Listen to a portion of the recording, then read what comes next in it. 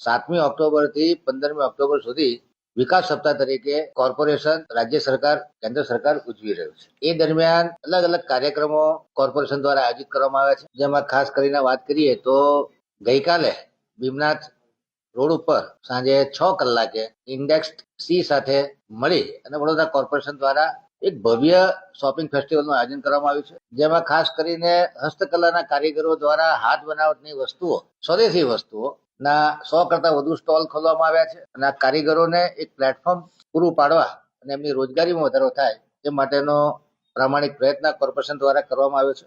અલગ અલગ છાપકામ વાળી વસ્તુઓ, તમામ વસ્તુઓ, બિંદી, ઓર્નામેન્ટ, દરેક વસ્તુ જે લોકલ કારીગરો દ્વારા બને છે, જેનાથી એમના રોજગારમાં વધારો થાય. 12મી ઓક્ટોબરે હરિઓમ વ્યાસ અને પૂર્વ મંત્રી દ્વારા આજે યુથ આઇકોન છે એમના દ્વારા ગીત સંગીતનો કાર્યક્રમ અકોટા સ્ટેડિયમ ખાતે રાખેલો છે.